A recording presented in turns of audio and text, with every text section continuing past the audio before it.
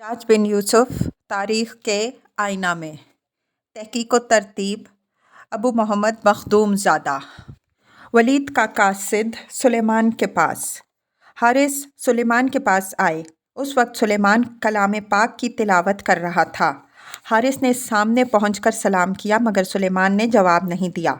तिलावत से फारिग होकर सलाम का जवाब दिया और फिर इसकी तरफ सर उठाकर देखा। हारिस ने वो तमाम बातें इससे कह दी जिनके लिए वलीद ने उन्हें भेजा था। ये बातें सुनकर सुलेमान का चेहरा गुस्से से बिगड़ गया और कहने लगा कि अगर तुम पर कभी मेरा बस चला तो तुम्हारे हाथ काट डालूंगा। हारिस ने कहा, जनाबे वाला, इसमें मेरा क्या कसूर है? मैं तो सिर्फ कासिद हूँ। जो हुक्म मुझे मिला था इसकी मैंने तामील कर दी। हारिस सुलेमान के पास से चले आए। जब वो चीज़ें जो वलीद ने सुलेमान को देने के लिए हारिस के पास भेजी थीं आईं तो उन्हें लेकर हारिस फिर सुलेमान के पास आए और कहने लगा कि जनाबे वाला, इन तहाइफ की मुझे रसीद दे दीजिए। सुलेमान ने डांट कर कहा कि मुझसे रसीद मांगने का तुमको क्या हक है? हारिस ने कहा कि अब मैं दोबारा इसके मुतालिक कुछ अर्ज़ नहीं करना चाहता। मैं क्या करूं? बंदगी बेचारगी। जैसा हुक्म मुझे दिया गया था मेरे लिए इसकी तामील करना ज़रूरी था। सुलेमान चुप हो गया और समझ गया कि हारिस सच कह रहा है। अब हारिस सुलेमान के पास से निकल आए और लोग भी उठे। सुलेमान ने हुक्म दिया कि जितनी चीज़ें आई हैं इन सब में से बराबर निस्फ निस्फ और इन टोकरों में से भी आधे ले जाओ और यजीद को पहुंचा दो। हारिस को मालूम हो गया कि यजीद के बारे में सुलेमान पर अब किसी शख्स के कहने सुनने का असर नहीं हो सकता। यजीद 9 महीने सुलेमान के साथ रहा। 85 हिजरी बरोज़ जुम्मा 21 माह रमज़ानुल मुबारक को हज्जाज ने इंतकाल किया। अबू सवादा अल-बसरी सईद बिन अमर अल-अंसारी बयान करते हैं कि मैंने उस्मान बिन हयान के आलांची को अपने मोहल्ला में ये मुनादी देते सुना कि ए इब्ने उमैया बिन ज़ैद, जिस शख्स ने किसी इराकी को पनाह दी उसके तमाम हुकूक के मुताल्लिका हिफाजत जानो माल सख्त हो जाएंगे। हमारे यहाँ बसरा के एक साहिब अबू सवादा रहते थे जो नहायत ही आबिद ज़ाहिद और बुज़ुर्ग आदमी थे। ये ऐलान सुनकर कहने लगे कि मैं नहीं चाहता कि मेरी वजह से आप लोगों पर कोई मुसीबत आए। बेहतर है कि आप मुझे किसी मजबूत जगह पहुंचा दें। मैंने कहा कि अब यहाँ से निकल कर जाना ना आपके लिए मुफीद है ना मेरे लिए। इंशाअल्लाह खुद खुदा हमारी और आपकी हिफाजत फरमाएगा। मैं उन्हें अपने घर में ले आया। उस्मान बिन हयान को भी इसकी इत्तला हुई। इसने गिरफ्तारी के लिए पुलिस भेज दी। मैंने उन्हें अपने भाई के घर में छुपा दिया और पुलिस वालों को कोई पता ना लग सका। जिस शख्स ने इस बात की मुखबरी की थी वो मेरा दुश्मन था। मैंने उस्मान से जाकर कहा कि यह शख्स झूठी झूठी बातें बयान करता है, आप महज इस बिना पर कोई कार्रवाई ना कीजिए। उस्मान ने उस शख्स के 20 दुर्रे लगवाए। अब हमने इन इराकी साहब को खुल्लम खुल्ला बाहर निकाला। वो हमारे साथ ही रोज़ाना नमाज पढ़ते थे और हमारे ख़ानदान वाले इन पर इस कदर मेहरबान हो गए थे कि उन्होंने कह दिया था कि जब तक हम जिंदा हैं कोई शख्स आपको गज़ंद नहीं पहुंचा सकता। चुनांचे इस खबीस उस्मान बिन हयान की बदतरफी की तक वो इसी तरह हमारे यहाँ मुकीम रहे। एक रिवायत यह है कि वलीद ने उस्मान को मदीना इस गर्ज से भेजा था कि जिस कदर इराक़ के बाशिंदे उस वक्त मदीना में आबाद थे इन सब को शहर बदर कर दे, हाजियों को भी तितर बितर कर दे। इस तरह हर शख्स को जो ज़रो सरकश या जत्था रखता हो मदीना से निकाल दे। और उस्मान पहले ही से मदीना का गवर्नर बनाकर नहीं भेजा गया था। चुनांचे वो मिंबर पर भी नहीं चढ़ता था और ना खुतबा पढ़ता था, मगर जब उसने इराकियों और मनहूर वग़ैरह खारजियों से शहर को पाक कर दिया तब उसे वलीद ने मदीना की गवर्नरी पर मुस्तकिल किया और उस वक्त से वो मिंबर पर चढ़कर खुतबा पढ़ने लगा। छठा बाब हज्जाज बिन यूसुफ तारीख़ के आईना में। हज्जाज के भतीजे मोहम्मद बिन कासिम का सिंध पर हमला। फुतूहात हिंदो सिंध। ولید بن عبد الملک کا انتقال، حجاج کے حکم پر سعید ابن جبیر رحمۃ اللہ علیہ کا قتل، حجاج کی موت، محمد بن قاسم کا سندھ پر حملہ، سندھ پر عرب حملہ کی وجوہات۔ 690 عیسوی میں چچ کی وفات کے بعد اس کا بھائی چندر تخت حکومت پر بیٹھا۔ یہ بدھ مت کا پیرو تھا اور اپنا زیادہ تر وقت عبادت اور براہمنوں کی صحبت میں گزارتا تھا۔ اس نے بدھ مت کو بزور شمشیر پھیلایا۔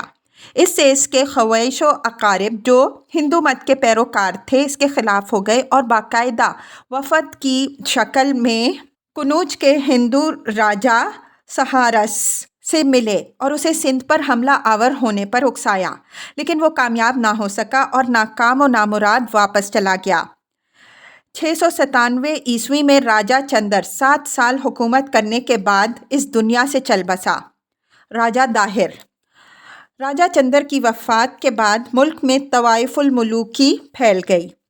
الور کے تخت حکومت پر چچ کا چھوٹا لڑکا داہر متمکن ہوا اور برہمن آباد میں چندر کا لڑکا راج سریر آرائے سلطنت ہوا، لیکن 1 سال بعد جب اس نے وفات پائی تو داہر کے بڑے بھائی دہر سنگھ نے برہمن آباد پر قبضہ کر لیا۔ اس طرح سندھ کے 2 حصے ہو گئے، شمالی حصے پر داہر اور جنوبی حصے پر دہر سنگھ قابض ہو گیا۔ راجا داہر سخت گیر اور متشدد ہندو تھا۔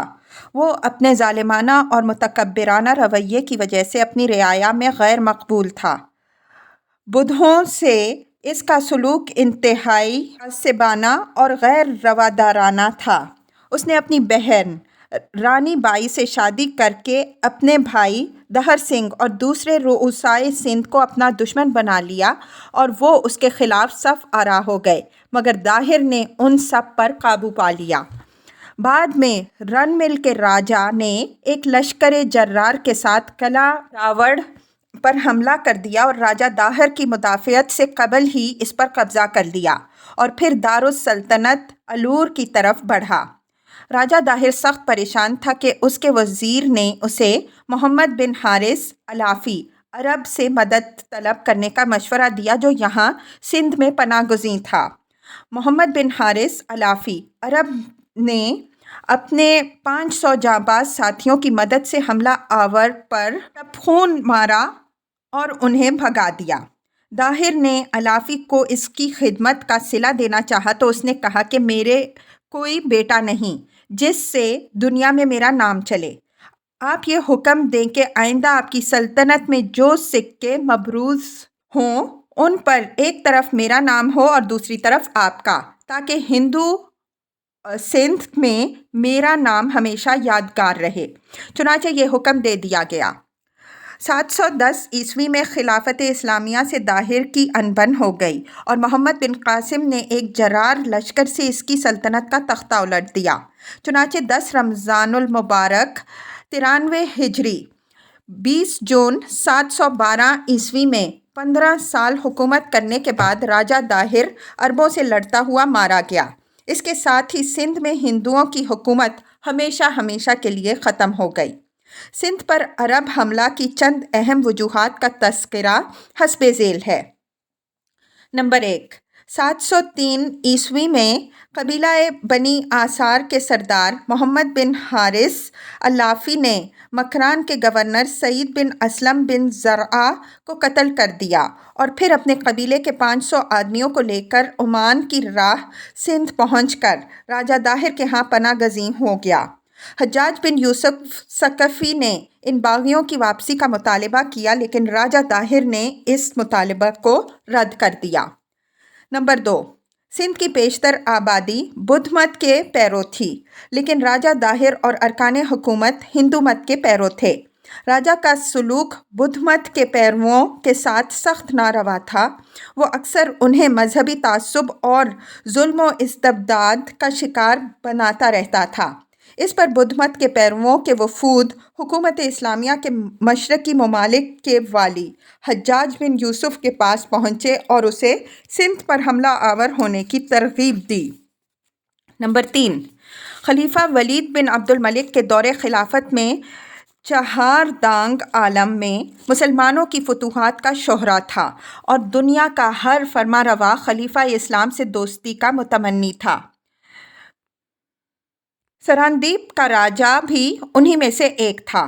سراندیپ کا روز افزوں اول عرب تاجروں کا مرہون احسان تھا جو وہاں عرصہ سے آباد تھے۔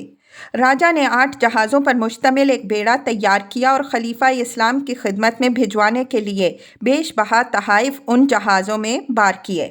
علاوہ ازیں سراندیپ کے رہنے والے مسلمانوں کو ان جہازوں میں سوار کیا تاکہ وہ حج بیت اللہ سے مشرف ہوں، اور ان کے ساتھ بعض مرحوم عرب تاجروں کی بیویوں اور یتیموں کو بھی سوار کرا دیا تاکہ وہ عرب پہنچ جائیں۔ راجا کو اس اقدام سے خلیفۃ الاسلام کی خوشنودی اور دوستی حاصل کرنا مقصود تھا۔ یہ جہاز جب سندھ کی مشہور بندرگاہ دیبل کے قریب پہنچے تو سندھ کے بحری قزاقوں نے ان کو لوٹ لیا اور عورتوں اور بچوں کو گرفتار کر کے قید خانے میں ڈال دیا۔ یہ سندھی قزاق ہیت کے قوم کے لوگ تھے۔ دیبل ان کی جائے پناہ تھی۔ ان قیدیوں میں سے قبیلہ یربو کی ایک عورت بے اختیار پکار اٹھی، یا حجاج، ہماری فریاد کو پہنچ۔ جب اس کی خبر حجاج کو ہوئی تو وہ جوش غضب سے بے تاب ہو گیا اور انتہائی جوش میں پکارا کہ ہاں میں آیا۔ تاہم اس نے نہایت نرمی سے ایک خط کے ذریعے راجہ داہر سے سامان کی واپسی اور قیدیوں کی رہائی کا مطالبہ کیا۔ داہر نے نہایت گستاخانہ اور غیر ذمہ دارانہ جواب دیا کہ جہازوں کو لوٹنے والوں پر خود ہماری گرفت نہیں، تم خود آ کر اپنے قیدی چھڑا لو اور اپنے تحائف و اموال واپس لے لو۔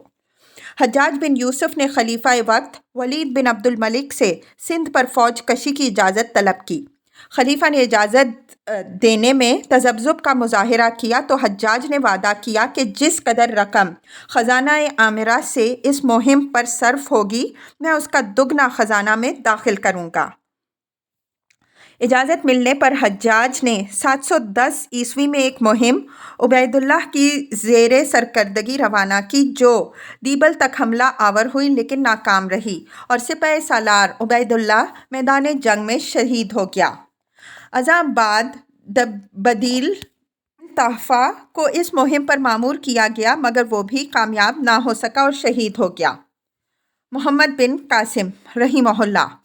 حجاج بن یوسف ثقفی کو سندھ کے خلاف فوجی کارروائیوں میں ابتدائی ناکامیوں کا سخت صدمہ ہوا، چنانچہ اس نے اپنے بھتیجے اور داماد محمد بن قاسم الثقفی کو جو 17 سال کی عمر کا ایک صالح اور بہادر نوجوان تھا اور فہم و فراست، عسکری ذہانت اور جرأت و شجاعت کا پیکر تھا، سندھ کی مہم پر مامور کیا۔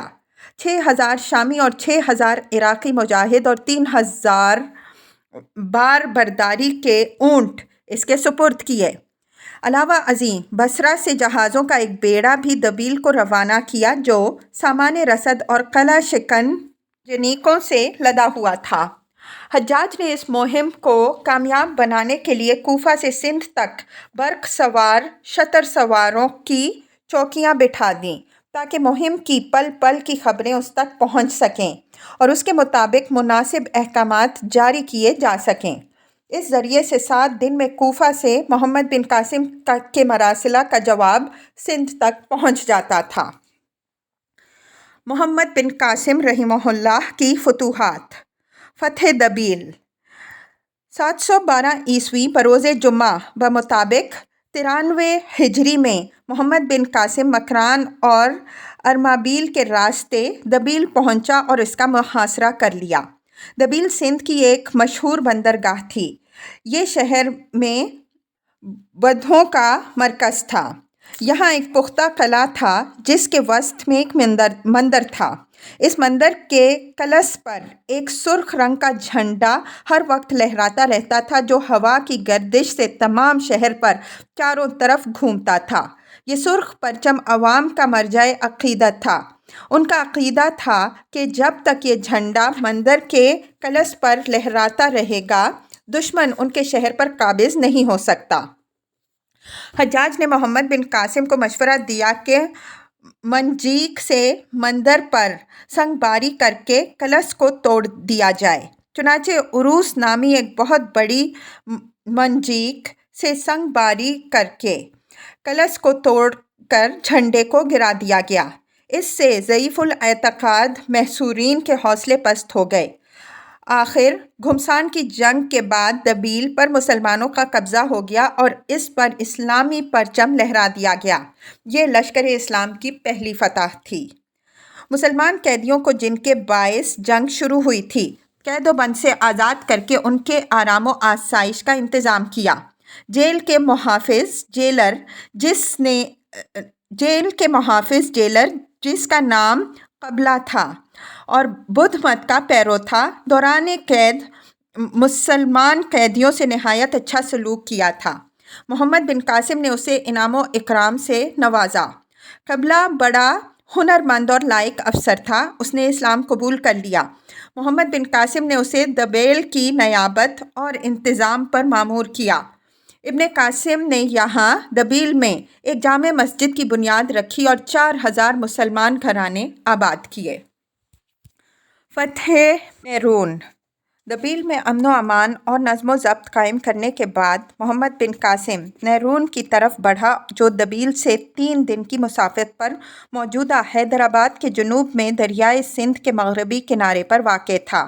نیرون کی آبادی بدھ مت کے ماننے والوں پر مشتمل تھی اور یہاں کا حاکم بھی بدھ مت کا پیرو تھا، جس نے بغیر داہر کو خبر کیے ایک وفد حجاج کی خدمت میں بھیج کر اپنے لوگوں کے لیے امان کا پروانہ حاصل کر لیا تھا۔ اس لیے محمد بن قاسم کی فوج قریب پہنچی تو اس نے بڑے تذک اور احتشام کے ساتھ محمد بن قاسم کا استقبال کیا اور اسے ہر طرح سے وفاداری کا یقین دلایا۔ نیز اسلامی لشکر کے لیے سامان رسد کا پورا انتظام کیا۔ محمد بن قاسم نے بھی اسے خلعت سے سرفراز کر کے اس کی عزت افزائی کی۔ نیرون میں بھی ابن قاسم نے ایک مسجد تعمیر کرائی جس میں باقاعدہ امام مقرر کر کے پنجگانہ نماز کا اہتمام کیا اور حالات کی نگرانی اور احتساب کے لیے محمد ذیلی بصری کو کوتوال شہر مقرر کیا۔ فتح سیوستان۔ نیرون پر قبضہ کرنے کے بعد محمد بن قاسم سیوستان سہوان کی طرف بڑھا۔ راہبری کے لیے نیرون کا حاکم اس کے ساتھ تھا۔ نیرون اور سیوستان کے درمیان واقع بحرج کے عوام کو اطاعت گزار بناتا ہوا محمد بن قاسم سیوستان پہنچ گیا، جس پر اس وقت راجہ داہر کے چچا جندر کا بیٹا بجے رائے بجرا حکمران تھا۔ سیوستان کی بدھ آبادی نے حاکم شہر بیجے رائے سے کہا کہ ہمارا مذہب امن کی تلقین کرتا ہے، ہم لڑنے کے لیے تیار نہیں ہیں۔ ہمیں معلوم ہے کہ حملہ آوروں کو حجاج کا فرمان ہے کہ جو بھی امان مانگے اسے امان دو، تم کہو تو ہم ان سے صلح کی گفت و شنید کریں۔ اہل عرب اپنی بات کے پکے ہوتے ہیں۔ بیجے رائے نے نہ مانا اور جنگ کے لیے تیاری کرنے لگا۔ محمد بن قاسم کو مخبروں کے ذریعے معلوم ہو گیا کہ سیوستان کے لوگ جنگ کے لیے متفق نہیں۔ شہر کے عوام نے بھی اسے کہلا بھیجا کہ ہم لڑائی نہیں کرنا چاہتے۔ آخر حاکم شہر بیجے رائے نے جب دیکھا کہ لوگ اس کے ساتھ نہیں ہیں تو 1 ہفتہ تک مقابلہ کرنے کے بعد رات کو قلعہ سے نکل بھاگا۔ اہل شہر نے محمد بن قاسم کی اطاعت قبول کر لی۔ اس نے لوگوں سے روادارانہ سلوک کیا۔ فتح سیسم۔ سیوستان کی حفاظت کے لیے تھوڑی سی فوج متعین کر کے محمد بن قاسم نے سیسم کا رخ کیا۔ راستے میں کاکاکو تک حاکم بدھیا اپنے تمام ماتحت سرداروں اور دوستوں کو ساتھ لے کر سپہ سالار اسلام کی خدمت میں حاضر ہوا اور اپنی اطاعت اور فرمانبرداری کا یقین دلا کر اطاعت گزار ہوا۔ محمد بن قاسم نے بھی اس کی بہت عزت افزائی کی اور خلعت سے سرفراز کیا۔ آئندہ فتوحات میں اس کے مشوروں سے بڑی مدد ملی۔ محمد بن قاسم بدھیا کا انتظام و انصرام کاکاکو تک کے سپرد کر کے قلعہ سیسم پر حملہ آور ہوا۔ سیسم میں بیجے رائے پناہ گزین تھا۔ اس نے اسلامی لشکر کا ڈٹ کر مقابلہ کیا لیکن شکست سے دوچار ہو کر میدان جنگ میں کام آیا۔ اس کی افواج نے مسلمانوں کی اطاعت قبول کر لی۔ سیسم کے لوگوں پر خراج عائد کرکے ان کے اطمینان کے لیے ایک عہد نامہ انہیں لکھ کر دیا۔ حمید بن وداع اور عبدالقیس جاودی کو ان پر حاکم مقرر کیا گیا۔ راجہ داہر سے جنگ۔ فتح سیسم کے بعد محمد بن قاسم آگے بڑھنے ہی کو تھا کہ حجاج کا حکم پہنچا کہ نیرون واپس آ کر ہران دریائے سندھ کو عبور کر کے راجدھانی کی طرف پیش قدمی کرو اور راجہ داہر سے فیصلہ کن جنگ کرو۔ چنانچہ لشکر اسلام نیرون واپس آ گیا اور دریا کو عبور کرنے کے انتظامات میں مصروف ہو گیا۔ اسی اثناء میں کوفہ سے 2000 تازہ دم فوج کی کمک بھی پہنچ گئی۔ ساتھ ہی بیت کے راجہ موقع بسیہ نے محمد بن قاسم کی مسلسل فتوحات اور حسن اخلاق کی وجہ سے متاثر ہو کر اسلام قبول کر لیا۔ اس نے لشکر کی رہنمائی اور دریا کو عبور کرنے کے لیے بے شمار کشتیوں کی فراہمی کا کام اپنے ذمے لیا۔ داہر بھی ابھی تک اسی گمان میں تھا کہ محمد بن قاسم واپس چلا جائے گا، اس لیے اس نے مدافعت کی بھی کوئی تیاری نہ کی تھی۔ محمد بن قاسم نے داہر کو آخری بار اطاعت گزاری کا مشورہ دیا لیکن اس نے حسب سابق اس مشورے کو ٹھکرا دیا۔ محمد بن قاسم نے کمال عجلت سے دریا پر کشتیوں کا ایک پل باندھ کر اپنی پوری فوج کو بمعا ساز و سامان پار اتار دیا۔ اس سے پریشان ہو کر راجہ داہر راوڑ سے باہر نکلا اور 5000 گھوڑ سوار، 20,000 پیادہ فوج جو سر سے پاؤں تک زرہ بختر پہنے ہوئے تھی اور 100 جنگی ساتھیوں کی مائیت میں مقابلے پر اتر آیا۔ محمد بن قاسم نے اپنی افواج کو اہم ناکوں پر اس طرح متعین کیا کہ راجہ داہر کو ملتان یا الور سے کوئی کمک نہ مل سکے۔ 10 رمضان المبارک 93 ہجری کی صبح کو دونوں فوجیں میدان جنگ میں صف آرا ہوئیں۔ داہر کا لڑکا جیسیہ یا جے سنگھ 10,000 سواروں کے ساتھ قلب میں کھڑا ہوا۔ داہر جنگی ہاتھیوں کے جلوب میں ایک کوہ پیکر سفید ہاتھی پر سوار تھا۔ محمد بن قاسم نے دشمن کی بھاری جمعیت کے پیش نظر اپنی فوج کو جدید طریقہ سے ترتیب دیا۔ میمنہ اور میسرہ پر الگ ترتیب حنظلہ کلابی اور ذکوان بن علوان بکری کو مقرر کیا۔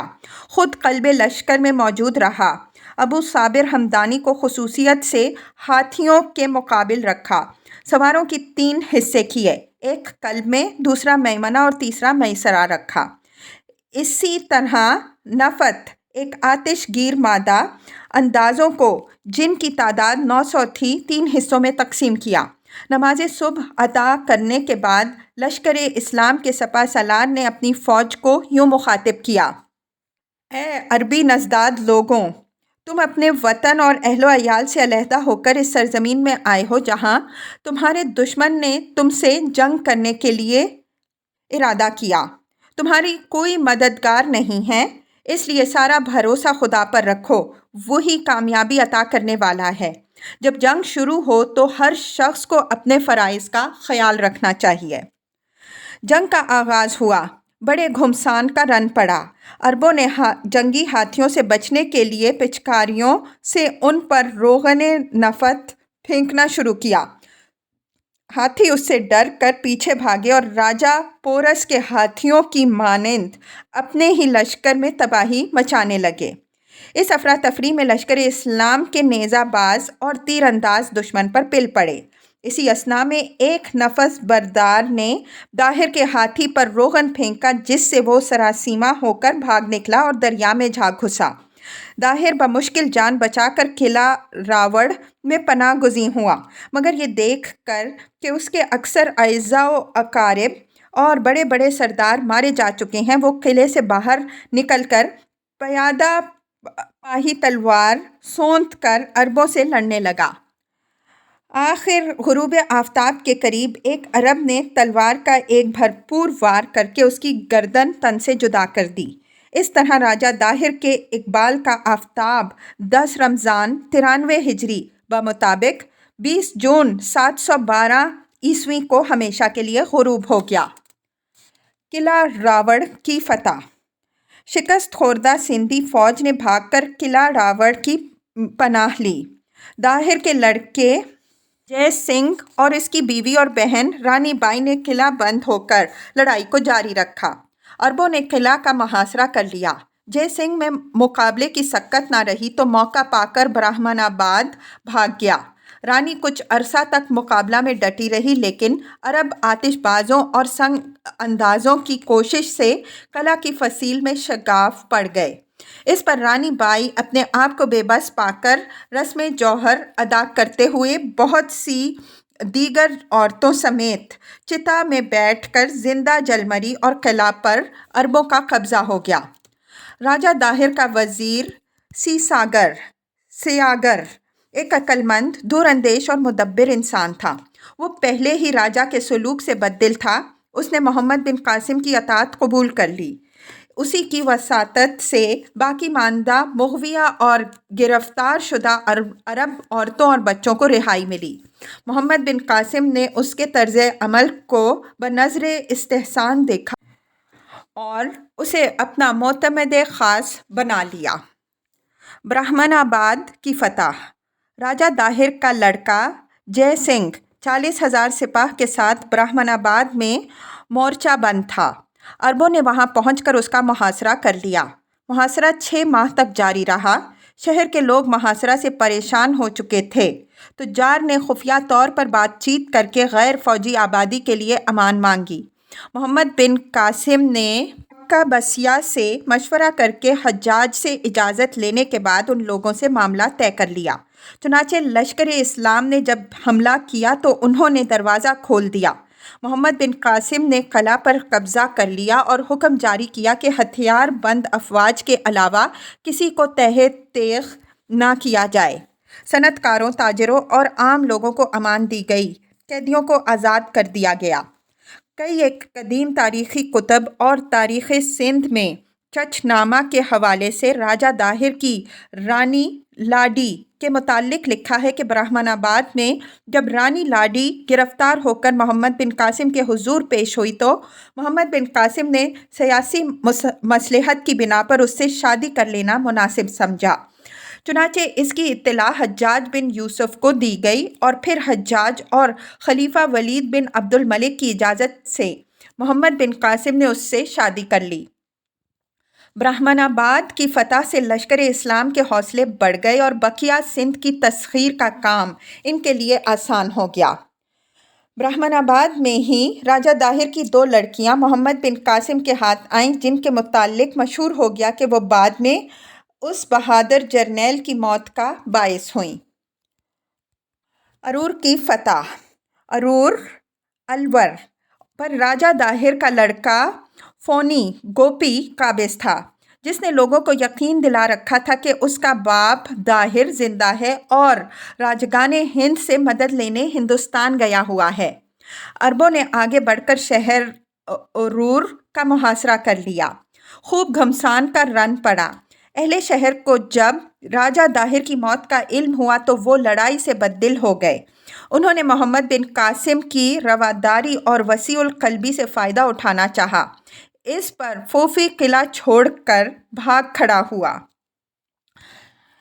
अहले शहर ने मोहम्मद बिन कासिम को सुलह व अमन का पैगाम भेजा और बुद्धमत के मंदिर को नुकसान ना पहुंचाने की यकीन दहानी चाहिए, जिसे इब्न कासिम ने कबूल कर लिया। लश्कर इस्लाम किला में दाखिल हो गया।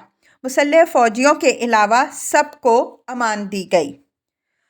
फतह बातिया। अरूर की फतह के बाद लश्कर इस्लाम ने आगे बढ़कर किला बातिया का मुहासरा कर लिया। यहाँ का हाकिम कक्सा राजा दाहिर का चचाजाद भाई था। उसने मोहम्मद बिन कासिम की खिदमत में अपने चंद उमराए ख़ास को तहाइफ देकर भेजा और अतात कबूल कर ली। मोहम्मद बिन कासिम ने कमाल दानिशमंदी से काम लेते हुए कक्सा को न सिर्फ अमान दी बल्कि उसे उमूर मुल्की में अपना मुशीर और वज़ीर बना लिया। नीज़ उसे मुबारक मशीर के खिताब से सरफराज किया। कक्सा ने शुमाली सिंध, मौजूदा जनूबी पंजाब की फतह में محمد بن قاسم کی ویسی ہی مدد اور اعانت کی جیسی اکبر نے جنوبی سندھ کی تسخیر میں کی تھی۔ اسی علاقہ میں محمد بن قاسم نے دریائے ستلج کو عبور کر کے 7 روز کی خونریز جنگ کے بعد کلنت پر قبضہ کیا، جو موجودہ ستلج کے مقام پر واقع تھا۔ بعد ازاں اس نے 17 روز کی جنگ کے بعد سکہ کو فتح کیا، جو ملتان کے نزدیک دریائے راوی پر چنارے پر واقع تھا۔